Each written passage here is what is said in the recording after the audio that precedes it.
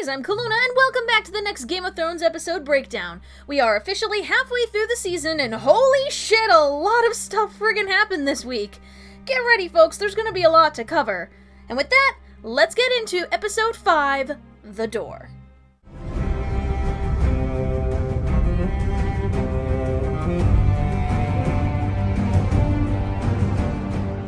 The Wall. We cut to Sansa sewing once again, and hey, considering how badass her dress came out in Season 4, I'm actually looking forward to this one. It's cool to see that they've kept this character trait from the books and used it in a really creative way. Despite all the changes they've made to Sansa this season, this definitely embodies her book counterpart. She receives a letter from Littlefinger, who meets up with her and Brienne in Molestown, and she asks him, "Did you know about Ramsay?" Gotta give Aidan Gillen props here on his acting. He's not usually my favorite, but he really does give a great performance here along with Sophie Turner. He says he didn't know, and again, reiterating from last week, the actor says he thinks that Littlefinger really didn't know. And I feel like the writers literally took book readers' comments from last year and spread it into Sansa's dialogue, what with the whole, "if you didn't know, you're an idiot, if you did know, you're my enemy" line. Peter tells her about the Arryn army waiting for her, but she's done with him and cannot trust him. Although it was really frustrating, since she's gonna need that army later, I can see why she doesn't want to accept anything from Peter after everything she's been through. Baelish's influence is definitely changing Sansa and her outlook on the world. Sansa lets Baelish go, but not before he tells her that her great-uncle, Brynden Blackfish Tully, has retaken Riverrun. He was one of the few characters to survive the Red Wedding. He also makes it a point to tell her that Jon is only her half-brother. This does a couple things. One, it shows that while Baelish may have been in a tricky situation, by the end he still leaves the conversation in total control.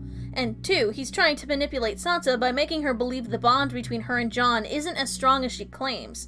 And later on in the episode, we see that his words will get to her. Bravos. Okay, seriously, half of these episodes are just Arya getting beat up. She is going to do something eventually, right? Kidding aside, we get a perfect example of the show trying to backpedal from decisions it made in terms of where in the story they change elements from the books. Arya proved last episode that she seems to have become no one, because the poison water didn't kill her and the blindness goes away. Except now we're back to the waif trying to prove to Jaqen that Arya isn't ready still. Arya's blindness in the books isn't done as punishment, it's supposed to be a form of training. And Arya's blindness is only removed once it appears she can sense the kindly old man, though readers suspect she cheated somewhat by warging into a cat. So it seems a bit out of place by having her pass a test, only to then have it immediately questioned again. Whatever. Jaqen wants to see if the waif's suspicions are correct, and gives Arya another mission, to kill an actress, though not before giving a brief history of the Faceless Men and how they founded the city of Braavos, and how they started out as a group of commoners and slaves. In the World of Ice and Fire companion book, it is said that a group of slaves were the ones who have founded Braavos, though it doesn't specifically say it's the Faceless Men, but due to the secretive nature of them, it wouldn't be that much of a stretch to say that if Jaqen tells her that's the truth, it's entirely possible. Arya then goes to observe the actress and ends up seeing a very skewed version of the events of seasons 1 through 3, as it has been believed by the common people. This of course ends up putting her family in a bad light, and we see it starting to get to Arya, especially when she observes the actor playing her dad. While working backstage, Arya observes the behavior of the other actors, though it's kind of super obvious for a super secret ninja assassin, and later tells Jaqen what she's observed. Lady Crane, the actress she's supposed to kill, is actually a decent person it seems, which makes Arya question why she has to be killed in the first place. We get the standard assassins don't ask, they just do as they're told shtick we've heard a million times, and it's clear that Arya is definitely wavering a bit. We've seen now both through her observing the play and her questioning of the mission that Arya really isn't ready to be no one. But if she doesn't, well... Jaqen not so subtly says someone's face will be added in any case. Let's hope Arya can get out of this alive. The Weirwood Cave. Bran and Bloodraven are back with more green sight visions. Well, I expect this to be another, "oh, this is kinda cool, but let's leave before we get any real answers" thing again. Actually, no.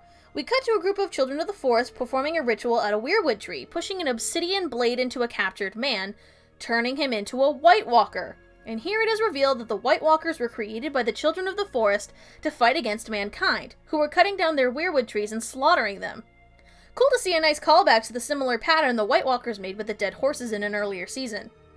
Okay, so, we aren't giving a clear answer as to when this supposedly takes place, but here's my guess. Gotta do a quick history lesson.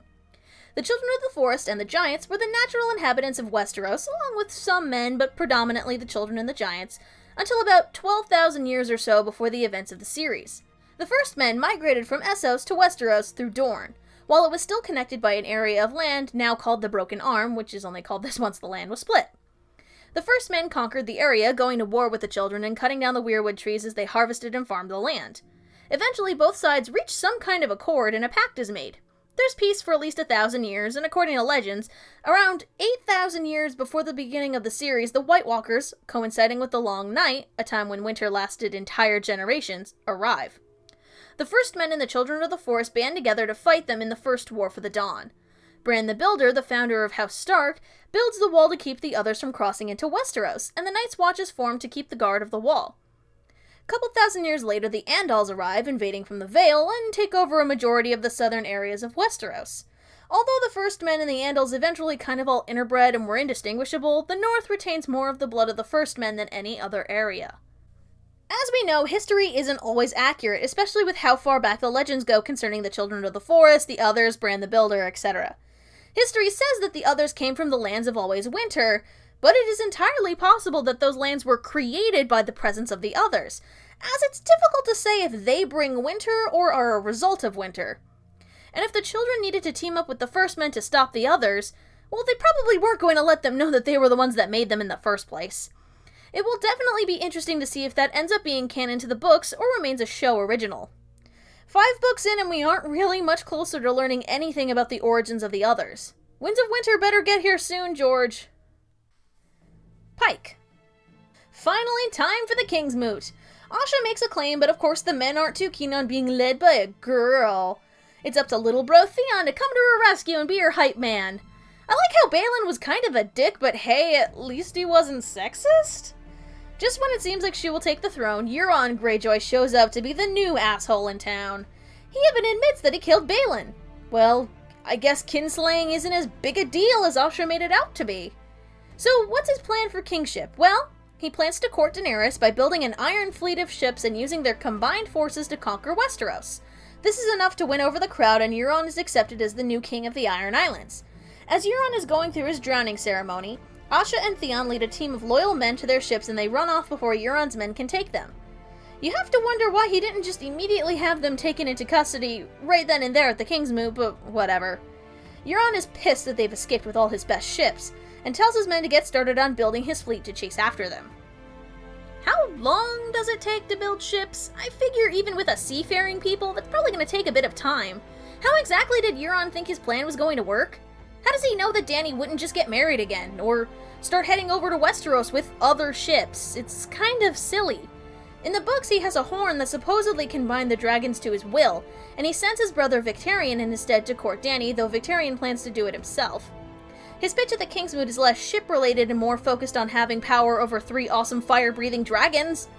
While the plan in the show is more likely to sway votes, it's just kind of silly in execution. It's interesting to see where the show is going with Theon and Asha's story.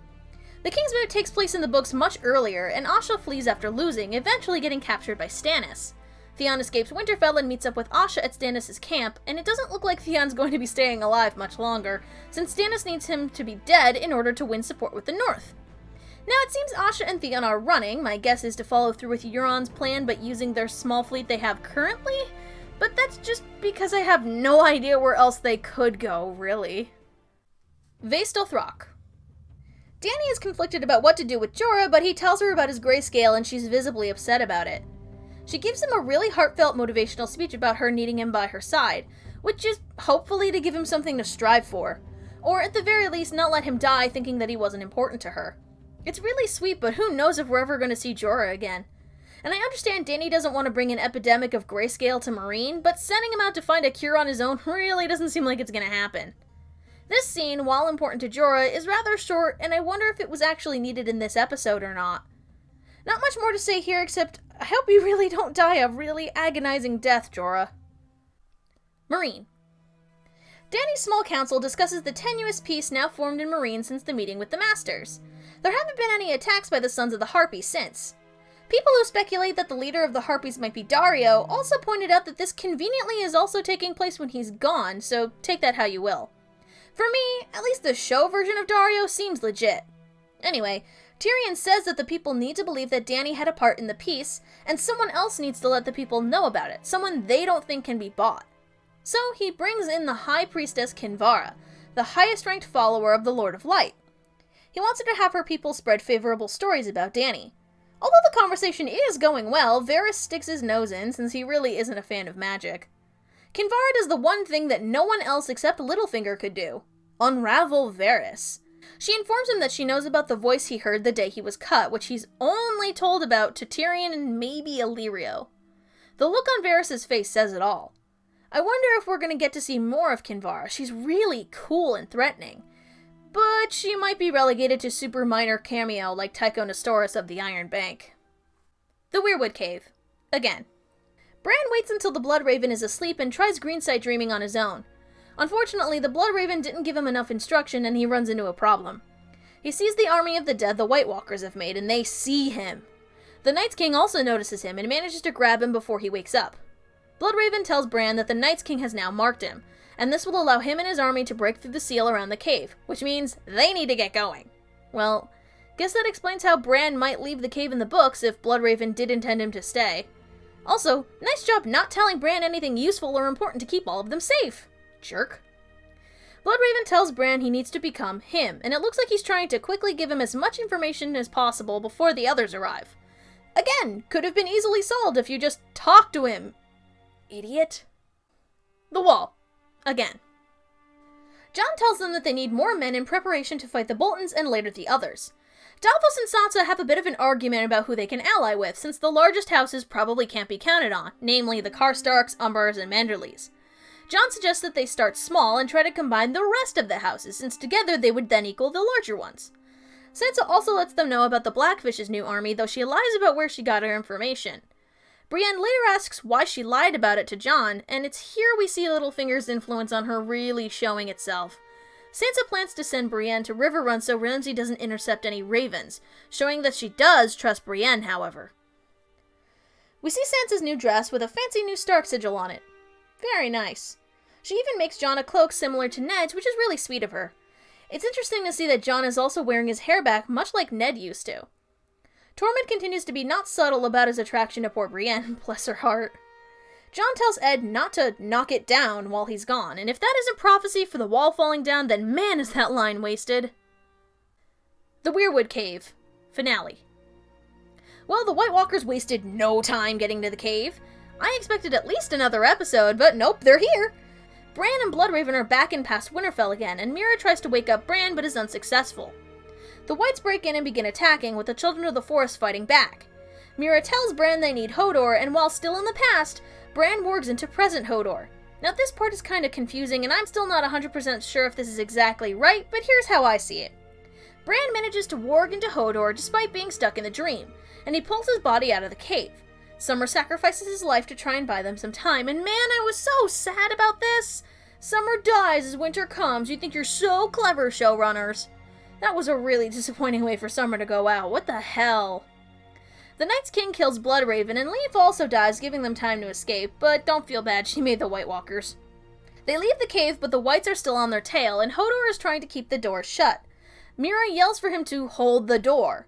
We cut to Bran in the dream, who hears this command, and he looks over at young Hodor, who has a seizure and keeps shouting, "Hold the door," over and over until he only ends up saying Hodor. So, my guess is that Bran's warging from the past lost control, possibly due to Bloodraven's death, and he isn't able to keep the strain of Hodor's mind at bay, or just the entire warging experience itself affects Willis's mind, possibly due to seeing his own death? We aren't exactly sure, but inevitably, it seems like Bran needed to do this to make Willis become Hodor, very Doctor Who of them. Meera manages to drag Bran's body away while Hodor gives his life for them, completing his purpose by holding the door. Man, it has been a while since the show really affected me. The revelation about Hodor and his and Summer's deaths were so sad. It's even sadder when you realize it's Bran's fault for the events, though it seems Bloodraven might have known about the temporal loop that needed to be done. Don't need to talk about the title this week since that's pretty clear. And I've gone on quite a bit in this episode anyway, so let's move on. Preview. Meera and Bran are still being chased by the Whites, unsurprisingly. Who's going to come to their rescue? Cold Hands? Benjen Stark? Hodor? Summer? Well, we'll see, I guess. Sam and Gilly have made it to Sam's home at Hornhill, and Randall Tarley seems very serious and uptight. Have fun trying to explain the baby that isn't really yours to him. Looks like Marjorie will be doing her penance walk, or maybe not. She still has all of her hair, which maybe means she isn't going to have to do it after all? Cersei's hair was cut off before her walk, which makes me worry about Marjorie. Did she cut some kind of deal with the High Sparrow to help Loras out? The Tyrell army looks like it made it in time. Looks like violence has been chosen. And, oh hey, Dany's on her way back to Marine still. Looks like a lot of the focus is going to be on King's Landing, which makes sense considering we didn't have any King's Landing parts this episode. So, yeah, a lot of really cool and crazy things happened this episode. It left me with a ton of questions. What exactly about the warging caused Hodor to become the way he did? Why did Summer just jump into the crowd of zombies rather than stay near Bran? What purpose does it serve Sansa to not tell Jon the truth about Baelish? Lots of questions that hopefully we'll get answers to. So, what did you guys think of this week's episode? Will Bran and Mira manage to escape the Legion of Whites after them? What did you think about the Hodor reveal? Or the White Walker reveal? Do you think Arya will be able to complete her mission, or will she botch it just like the last one? And what do you think is going to happen in King's Landing? Who's going to make it out alive? Who the hell knows at this point, right? Post your thoughts and comments below. I'm really curious to know what you guys think is going to happen in the coming episode. As always, I'm Calluna, and thanks for joining me in this week's episode breakdown. I'll see you guys in the next one. Bye!